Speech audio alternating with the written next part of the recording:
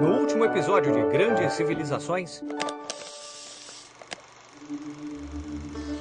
Na verdade, na Índia Antiga, aceitar o destino que foi elaborado para você antes de nascer era como aceitar as leis da natureza. Lutar contra o próprio destino significava perder a oportunidade de renascer como algo melhor na próxima vida.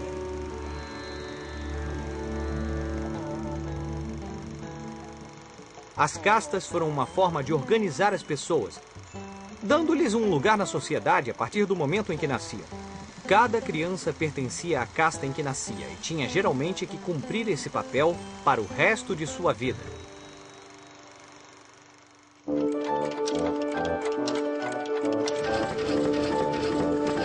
Grandes Civilizações.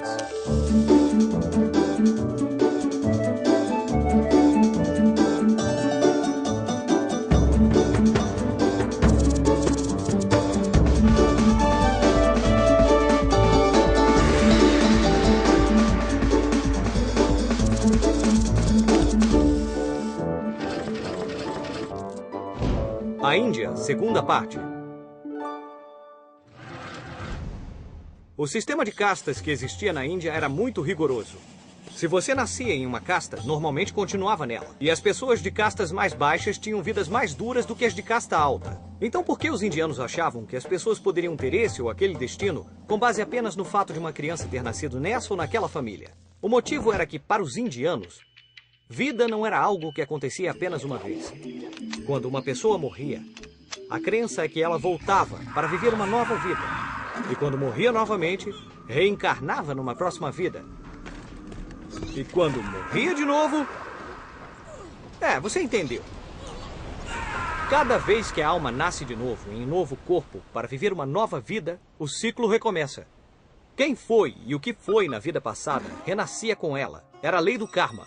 O karma de uma pessoa é um tipo de mochila onde ela carrega a própria alma. Cada vez que a pessoa fazia algo de ruim, era como se pedras pesadas fossem colocadas na mochila. Toda ação que uma pessoa realizava teria uma consequência.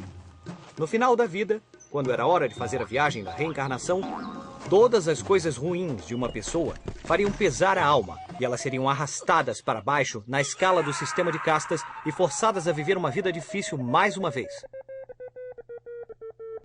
Se você fosse realmente mau, você renasceria como um animal. Ou pior ainda, como um Dalit. Pessoas tão abaixo na escala que nem sequer pertenciam a uma casta. Mas, se a pessoa foi boa durante toda a sua vida, ela poderia ter um destino bem melhor na próxima vida. O caminho da iluminação. No ano 563 a.C., um homem trouxe uma nova perspectiva para a Índia. E suas ideias ajudaram muitas pessoas que estavam sofrendo sob o sistema de castas. Este homem se chamava Siddhartha Gautama, mas com o tempo ficou conhecido como Buda. O jovem Siddhartha era o principal herdeiro de um pequeno reino. Seu pai o amava e não queria que ele sofresse. O jovem príncipe foi isolado num palácio maravilhoso, cercado por diferentes prazeres, funcionários e música agradável. O pai tentou esconder de Siddhartha a verdade sobre o envelhecimento, a doença e a morte. Mas Siddhartha suspeitava de que havia mais vida para além de sua prisão de luxo. E como era um jovem inquieto, começou a deixar o palácio para ver seus súditos. Na primeira vez em que saiu, ele viu um homem velho e curvado. Na outra vez, viu um homem doente. E em outra ocasião, viu um homem morto. Ele ficou consternado, não sabia sobre o sofrimento que as pessoas tinham que suportar no mundo real. Ele decidiu não voltar à sua vida de fantasia. Então, abandonou toda a riqueza para meditar sobre o sofrimento das pessoas no mundo. Siddhartha embrenhou-se na floresta e viveu sem casa. Ele raspou a cabeça e vestiu apenas trapos. Siddhartha praticava algo chamado meditação. Usando o poder da sua mente, ele controlava a respiração, comia pouca quantidade e poderia permanecer praticamente imóvel por horas ou mesmo dias. Ele meditou para aprender os mistérios do universo. Passou anos meditando e finalmente aprendeu a meditar mais profundamente do que qualquer outro homem. Um dia algo aconteceu. Era como uma grande luz envolvendo sua alma. Siddhartha foi contar sua grande descoberta às pessoas. A partir desse dia, ele ficou conhecido como Buda, que significa o Iluminado. Todo sofrimento nasce do desejo de adquirir algo. Se conseguirmos parar de desejar, nós também vamos parar de sofrer.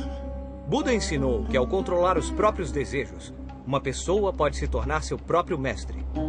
De modo que quando morre, não há mais necessidade de renascer em outra vida. Assim a alma alcança o Nirvana, onde o sofrimento e as doenças não existem. Isso significava que a alma de uma pessoa poderia permanecer em um estado de paz absoluta.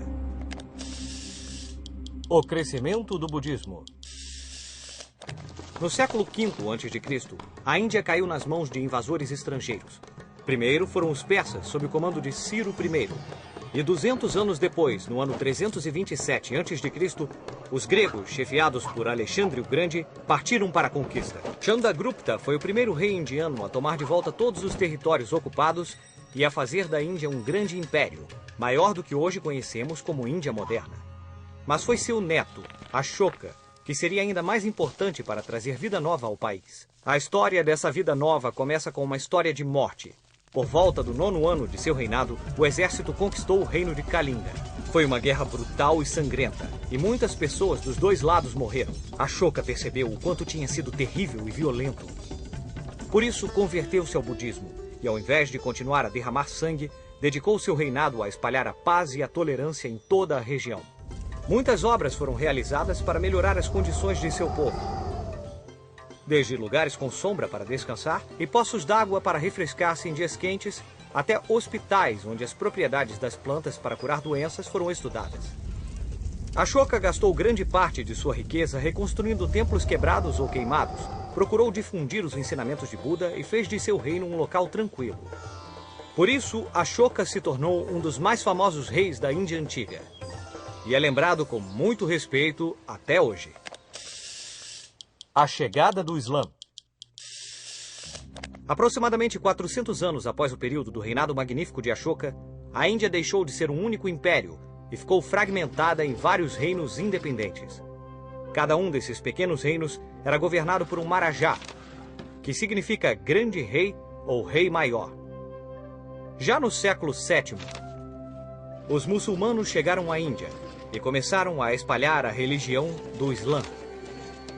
Muito mais tarde, no século XIII, os turcos e em seguida os guerreiros mongóis das estepes da Ásia vieram e tomaram o controle de todo o país. Nossa, todo mundo queria ter o controle da Índia.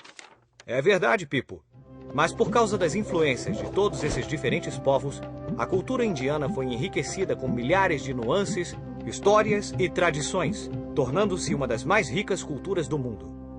Um dos símbolos mais famosos da cultura indiana é o Taj Mahal, que pode até parecer um palácio, mas na realidade é um túmulo. Possivelmente o túmulo mais famoso do mundo. A história conta que no século XV, vivia na cidade de Agra um imperador muçulmano de origem turco-mongol chamado Shah Jahan. Ele tinha muitas mulheres, mas sua preferida era Mumtaz Mahal. Ele a amava com todo o seu coração. Quando ela morreu, em 1631, o imperador ficou inconsolável e dedicou grande parte de sua vida a construir um mausoléu incrivelmente lindo para ela. Desde esse dia, o Taj Mahal é um dos mais belos edifícios já construídos. Um símbolo magnífico do amor. Vamos usar nossa bússola do tempo para descobrir mais sobre outras mulheres influentes em toda a história. Muitas mulheres no Antigo Egito eram muito influentes, e algumas delas até se tornaram faraós. Em meados do século XV a.C., Hatshepsut foi uma mulher faraó que governou o Egito por mais tempo do que qualquer outra, mais de 20 anos. 100 anos depois, em 1370 a.C., outra mulher detinha o poder no Egito. O nome dela era Nefertiti, que significa a Bela Chegou. Sua famosa beleza foi imortalizada em centenas de pinturas e esculturas da época. Nefertiti foi a esposa do grande faraó Akhenaton, que proibiu o culto a todos os deuses, exceto a um, o deus do sol, Aton. Akhenaton e Nefertiti construíram uma nova cidade, na qual os dois governavam juntos, algo que nunca havia acontecido antes no Antigo Egito. Alguns estudiosos também acham que Nefertiti governou como faraó após a morte de Akhenaton com um nome diferente. E não vamos esquecer da lendária faraó Cleópatra. que no século I a.C. tinha um homem mais poderoso daquele tempo na palma de sua mão. Primeiro, ela conquistou o coração de Júlio César, garantindo a proteção de Roma. Mas quando César foi assassinado, Cleópatra se apaixonou e uniu-se a um general romano chamado Marco Antônio. Juntos, eles formaram uma aliança entre o Egito e Roma. Mas perderam a batalha pelo controle de Roma para o herdeiro de César, Otaviano. Mesmo com um final trágico, a história de Marco Antônio e Cleópatra ainda é lembrada até hoje como uma das maiores histórias de amor de todos os tempos.